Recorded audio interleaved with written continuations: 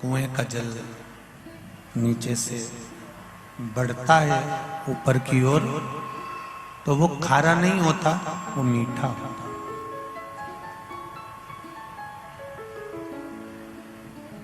बहुत ऊंचे पदवी पर बैठ जाओ, बहुत विद्वान बन जाओ, खूब सारी सत्ता तुम्हारे पास में आ जाए, खूब सारा वैभव तुम्हारे पास में आ जाए, खूब तुम्हारे पास में धन बहुत बढ़ गया, और मालूम पड़े आप अगर दूसरे की निंदा कर रहे हो, दूसरे की बुराई कर रहे हो, या दूसरे में ऐब ढूंढ रहे हो, तो वो श्रेष्ठता शिव महापुराण कहती है ठीक नहीं है।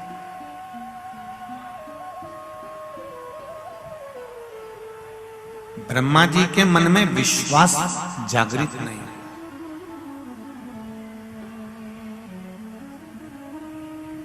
एक निवेदन आप सबसे रहेगा कि शंकर जी के मंदिर में जाओ, एक लोटा जल चढ़ाओ, जल चढ़ाते समय तुम्हारा विश्वास पूर्ण होना चाहिए,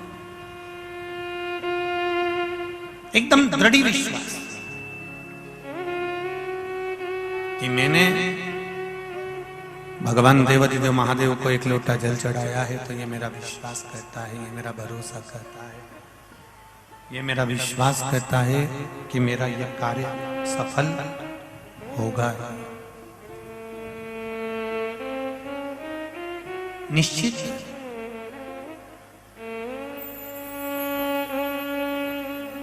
ब्रह्मा जी का विश्वास जागृत नहीं हो पाया।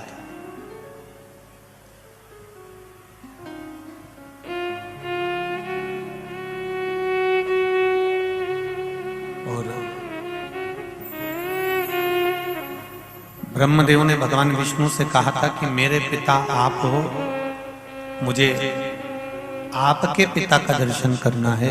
तब भगवान विष्णु और भगवान ब्रह्मा ने एक पर्वत को घुमाना प्रारंभ करा। उस पर्वत को घुमाया, जैसे घुमाया और उसमें से एक अग्नि का शिवलिंग, अग्नि का खम्भ प्रकट हो गया और एक शिवलिंग जैसी आकृति प्रकट। भगवान शिव ने कहा, ब्रह्मदेव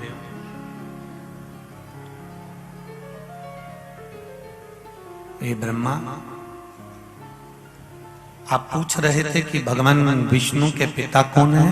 तो ब्रह्मा जी कहते हैं हाँ, मेरे मन का संशय था जो मैं मिटाना चाहता हूं। तो भगवान शंकर ने कहा, ब्रह्मदेव आपके पिता भगवान विष्णु हैं और भगवान विष्णु के पिता हम स्वयं हैं, अर्थात ब्रह्मा विष्णु और महेश शिव कह रहे हैं, परंतु कौन किसका पिता है ये स्मरण आपको ना रहे।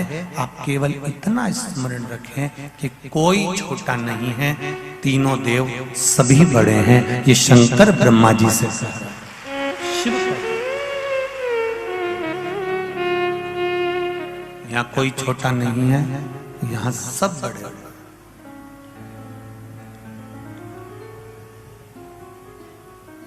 भगवान शंकर के शब्द को अगर आप अपनी जिंदगी में उतार लोगे तो कभी जिंदगी में धोखा नहीं खाओगे। कौन सा शब्द?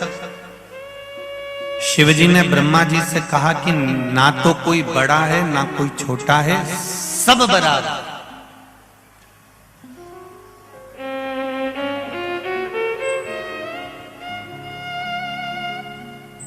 आज पूरे भारत की भूमि के रहने वाले लोगों को दुनिया के लोग तोड़ने में लगे हुए हैं, केवल नीचा और ऊंचा का भेद करके।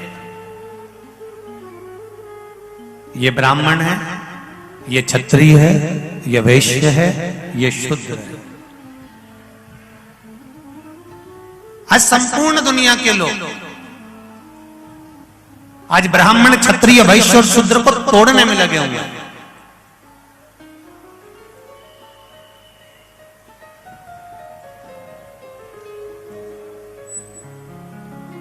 पर शिव महापुराण की कथा कहती है, एक मां अपने बेटे को अगर जन्म देती है और गर्भ से अगर उसने जन्म दिया है, 2 बेटों को जन्म दिया है, तो दोनों बेटों को मां ने दूध पिलाया है, बराबर का पिलाया है। यहाँ पर मेरी माताएं बैठी हैं और इनको स्मरण होगा, ये कभी अपने बच्चों में भेद नहीं करती कि मैं इसको कम दूध पिलाऊंगी कि इसको ज्यादा पिलाऊंगी। माँ अपने बच्चे को बराबर का दूध पिलाती है, उसी तरह माँ अपने बच्चे को बराबर की परवरिश देती है। माँ अपने बच्चों को बराबर का टीकाकरण करवाती है, माँ अपने बच्चों को बराबर की शिक्षा प्रदान करती है।